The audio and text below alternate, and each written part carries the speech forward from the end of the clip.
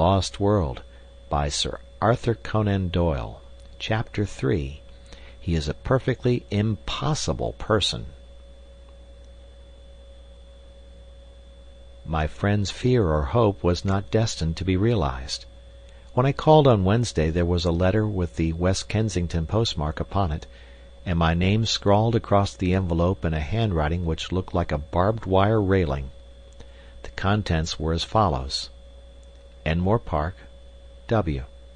Sir, I have duly received your note, in which you claim to endorse my views, although I am not aware that they are dependent upon endorsement either from you or anyone else.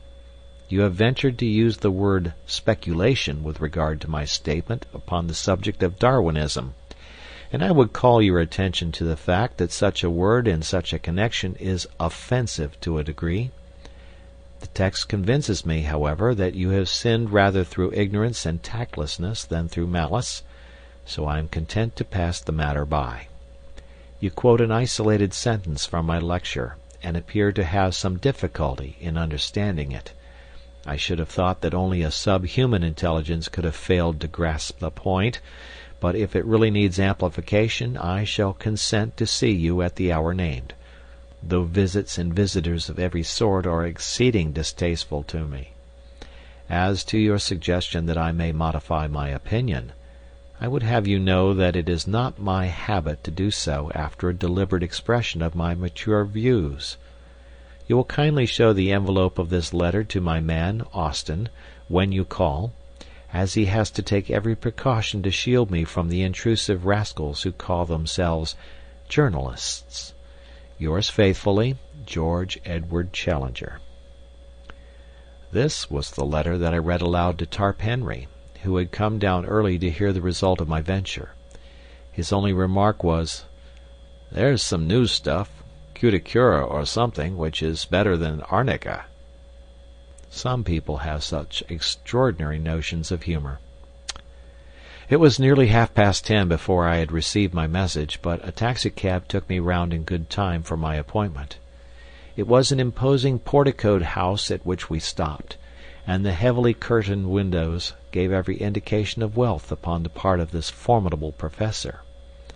The door was opened by an odd, swarthy, dried-up person of uncertain age, with a dark pilot jacket and brown leather gaiters. I found afterwards that he was the chauffeur, who filled the gaps left by a succession of fugitive butlers. He looked me up and down with a searching light blue eye. "Expected?" he asked. "An appointment." "Got your letter?" I produced the envelope. "Right." He seemed to be a person of few words. Following him down the passage, I was suddenly interrupted by a small woman, who stepped out from what proved to be the dining-room door. She was a bright, vivacious, dark-eyed lady, more French than English in her type. "One moment," she said. "You can wait, Austin. Step in here, sir. May I ask if you have met my husband before?" "No, madam, I have not had the honor." "Then I apologize to you in advance. I must tell you that he is a perfectly impossible person. Absolutely impossible. If you are forewarned, then you shall be the more ready to make allowances." "It is most considerate of you, madam." "Get quickly out of the room if he seems inclined to be violent. Don't wait to argue with him. Several people have been injured through doing that. Afterwards there is a public scandal, and it reflects upon me and all of us. I suppose it wasn't about South America you wanted to see him?" I could not lie to a lady. "Dear me, this is his most dangerous subject. You won't believe a word he says. I'm sure I don't wonder, but don't tell him so, for it makes him very violent. Pretend to believe him, and you may get through all right. Remember he believes it himself. Of that you may be assured. A more honest man never lived. Don't wait any longer, or he may suspect. If you find him dangerous, really dangerous, ring the bell and hold him off until I come. Even at his worst I can usually control him." With these encouraging words, the lady handed me over to the taciturn Austin, who had waited like a bronze statue of discretion during our short interview, and I was conducted to the end of the passage. There was a tap at the door, a bull's bellow from within, and I was face to face with the Professor. He sat in a rotating chair behind a broad table, which was covered with books, maps, and diagrams. As I entered, his seat spun round to face me. His appearance made me gasp. I was prepared for something strange, but not for so overpowering a personality as this. It was his size which took one's breath away, his size and his imposing presence. His head was enormous, the largest I have ever seen upon a human being. I am sure that his top hat, had I ever ventured to don it, would have slipped over me entirely and rested on my shoulders. He had the face and beard which I associate with an Assyrian bull, the former florid, the latter so black as almost to have a suspicion of blue, spade-shaped and rippling down over his chest. The hair was peculiar, plastered down in front in a long, curving wisp over his massive forehead. The eyes were blue-grey under great black tufts, very clear, very critical, and very masterful. A huge spread of shoulders and a chest like a barrel were the other parts of him which appeared above the table, save for two enormous hands covered with long black hair. This and a bellowing, roaring, rumbling sound made up my first impression of the notorious Professor Challenger. "Well," said he, with a most insolent stare, "what now?"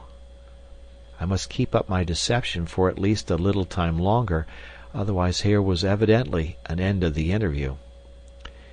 "You were good enough to give me an appointment, sir," said I, humbly, producing his envelope. He took my letter from his desk and laid it out before him. "Oh, you are the young person who cannot understand plain English, are you? My general conclusions you are good enough to approve, as I understand." "Entirely, sir, entirely." I was very emphatic. "Dear me, that strengthens my position very much, does it not? Your age and appearance make your support doubly valuable.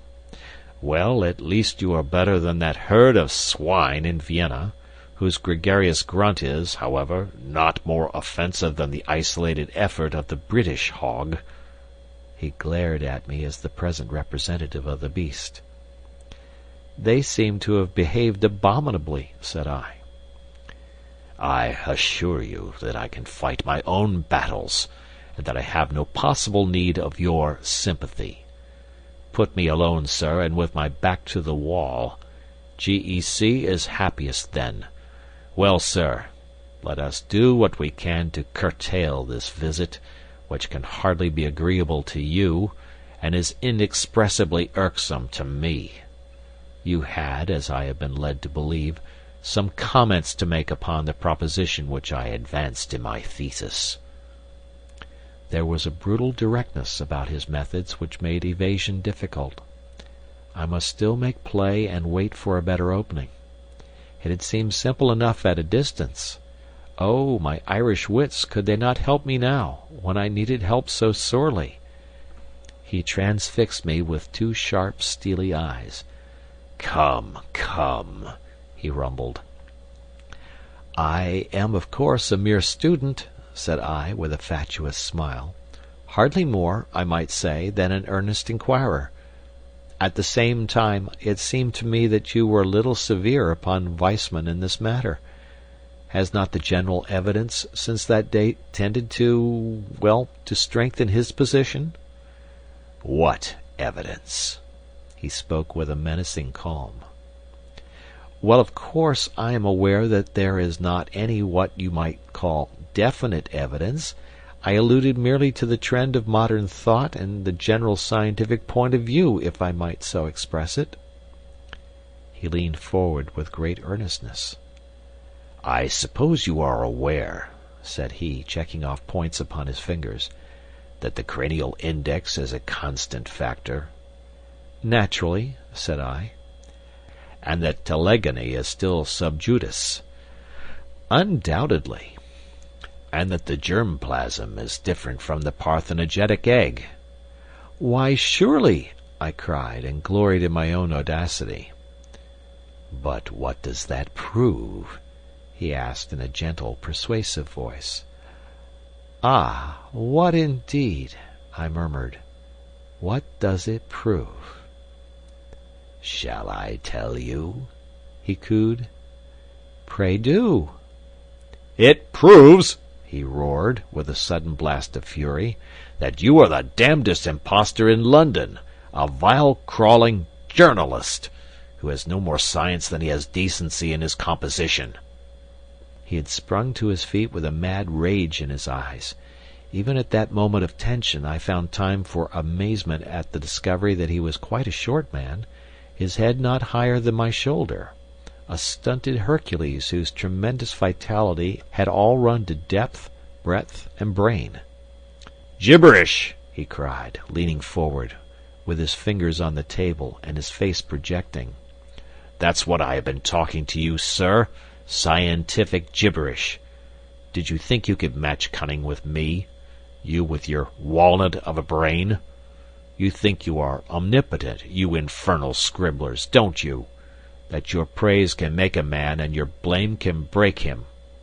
We must all bow to you and try to get a favourable word, must we? This man shall have a leg up, and this man shall have a dressing down. Creeping vermin, I know you. You've got out of your station. Time was when your ears were clipped. You've lost your sense of proportion. Swollen gas-bags, I'll keep you in your proper place. Yes, sir, you haven't got over GEC. There's one man who is still your master. He warned you off, but if you will come, by the Lord you do it at your own risk. Forfeit, my good Mr. Malone. I claim forfeit. You have played a rather dangerous game, and it strikes me that you have lost it. Oh, look here, sir, said I, backing to the door and opening it. You can be as abusive as you like, but there is a limit. You shall not assault me. Shall I not? He was slowly advancing in a peculiarly menacing way, but he stopped now and put his big hands into the side pockets of a rather boyish short jacket which he wore. I have thrown several of you out of the house. You will be the fourth or fifth. £3.15 each. That is how it averaged. Expensive, but very necessary. Now, sir, why should you not follow your brethren? I rather think you must. He resumed his unpleasant and stealthy advance, pointing his toes as he walked like a dancing master. I could have bolted for the hall door, but it would have been too ignominious. Besides, a little glow of righteous anger was springing up within me. I had been hopelessly in the wrong before, but this man's menaces were putting me in the right. I'll trouble you to keep your hands off, sir. I'll not stand it. Dear me. His black moustache lifted, and a white fang twinkled in a sneer. You won't stand it, eh? Don't be such a fool, Professor, I cried. What can you hope for? I'm 15 stone, as hard as nails, and play centre 3/4 every Saturday for the London Irish. I'm not the man. It was at that moment that he rushed me. It was lucky that I had opened the door, or we should have gone through it. We did a Catherine wheel together down the passage. Somehow we gathered up a chair upon our way, and bounded on with it towards the street. My mouth was full of his beard. Our arms were locked, our bodies intertwined, and that infernal chair radiated its legs all round us. The watchful Austin had thrown open the hall door. We went with a back somersault down the front steps. I have seen the two Macs attempt something of the kind at the halls, but it appears to take some practice to do it without hurting oneself. The chair went to matchwood at the bottom, and we rolled apart into the gutter. He sprang to his feet, waving his fists and wheezing like an asthmatic. Had enough, he panted. You infernal bully, I cried, as I gathered myself together. Then and there we should have tried the thing out. for he was effervescing with fight, but fortunately I was rescued from an odious situation. A policeman was beside us, his notebook in his hand. "What's all this? You ought to be ashamed," said the policeman. It was the most rational remark which I had heard in Enmore Park.